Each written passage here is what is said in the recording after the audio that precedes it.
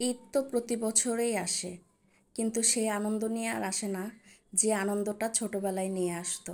ঈদটা আগের মতোই আছে, কিন্তু ঈদের আনন্দটা আর আগের মতো নাই, কারণ এখন তো বড় হয়েছি।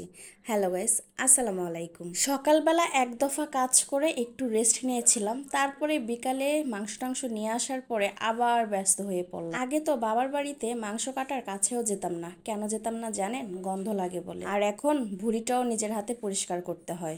এটাই মেয়ে মানুষের জীবন। তো মাংস আনার সাথে সাথে আমি মশলাগুলো সব রেডি করে এখানে মাংসগুলো ধোয়া শুরু করলাম। ছোটবেলার ঈদগুলাতে কত আনন্দ করতাম, হাতে মেহেদি লাগাতাম, নতুন জামা পরতাম। রোজার ঈদে যেমন সালামি নিতাম, কুরবানি ঈদেও কিন্তু সবার থেকে সালামি নিতাম। ছোটবেলার দিনগুলো কি আর ফিরে আসবে বলেন?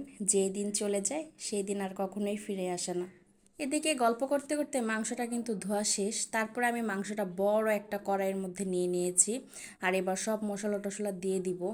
জানেন তো, ঈদের দিন যে মাংসটা রান্না করা হয় সেই দিনের যে টেস্ট, যে স্বাদ, এই স্বাদটা কিন্তু আর পরে যতবারই রান্না করেন না কেন এই স্বাদটা কিন্তু আর আসবে না। এই জন্যই তো বলে কুরবানির মাংস বলে কথা। অটোমেটিকলি আল্লাহর তরফ থেকে কি যে একটা স্বাদ, কি যে একটা বরকত, কি যে একটা মজা চলে আসে, সেটা বলে বোঝানো যাবে না। আমার কাছে তো মাঝে মাঝে মনে হয় আজকে শুধু লবণ আর হলুদ দিয়েও মাংস রান্না করি, তাতেও মনে হয় মজা লাগবে। আর আমি তো সবসময় সরিষার তেল খাই। সরিষা তেল দিয়ে কিন্তু গরুর মাংস রান্নাটা অনেক মজা, অনেক। যারা খান নাই তার একবার প্লিজ একবার ট্রাই করবেন। এদিকে আমি সব মশলা দিয়ে মাংসটা বসিয়ে দিলাম, কিন্তু আমার আদা রসুন দিতে মনে ছিল না। তারপরে আমি আবার ঢাকনা সরিয়ে আবার পরিমাণ মতো আদা রসুন দিয়ে দিলাম, কারণ মনে হচ্ছিল কি যেন একটা দেই নেই, কি যেন একটা দেই নেই। তো দেখেন কি সুন্দর হয়ে আসছে। এইভাবে আমি নাড়াচাড়া করলাম। আর কি পানি উঠেছে মাংস থেকে, আমি কিন্তু কোনো পানি দিই নেই, এই পানিগুলো সব মাংস থেকে উঠেছে। এদিকে যেদিন বেশি কাজ থাকে সেই দিন আমার মেয়েটা এত বিরক্ত করে। ও ঘুমিয়েছিল, ঘুম থেকে উঠে খুব বিরক্ত করতেছিল, কোল থেকে নামছিল না। এমনিতেও বাচ্চারা যখন দেখে যে মায়ের একটু বেশি কাজ, তখনই বিরক্ত করা শুরু করে। এমনিতে কিন্তু ভালোই আমার মেয়েটা খেলাধুলা করে। যেই আজকে কাজের চাপ বেশি, তেমন কুলে থেকেও নামছিল না, এত বিরক্ত করছিল আজকে, কোনো কথাই শুনছিল না। আমি বারবার বলছিলাম তোমার কি হয়েছে, কি হয়েছে, তারপরে ও কোনো কথাই মানছিল না।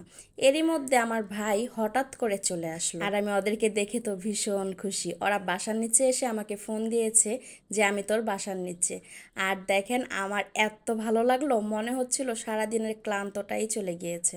তারপরে আমার মেয়েকে একটু 7 আপ দিলাম, ও 7 আপটা দেখে ওর মনটা ভালো হয়ে গেছে, তারপরে ও খাচ্ছিল।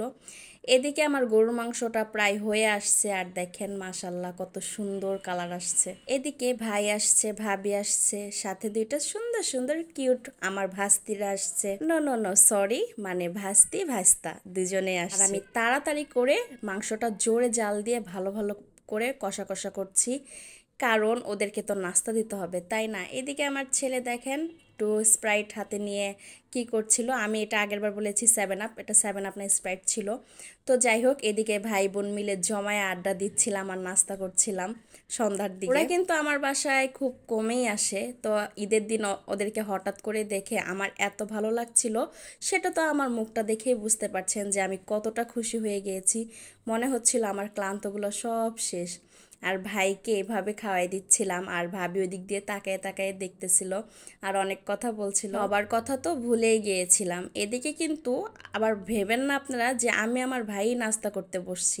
সবাইকে খাওয়ায় দাওয়ায় তারপরে আমরা ভাই বোন একসাথে নাস্তা করছিলাম। এতদিন পরে ভাই ভাবিকে কাছে পেয়েছি, বলেন কোনো কিছু কি আর মন থাকে? তো যাই হোক, নাস্তা টাস্তা করার পরেই কিন্তু কাজ শেষ না। এখানে এক বেসিন হাঁড়ি পাতিল জমেছে, সেগুলো আবার টুকটুক করে ধুচ্ছিলাম। তো গাইস, আজকের ভিডিওটা এই পর্যন্ত। আবারও সবাইকে ঈদ মোবারক, আল্লাহ হাফেজ।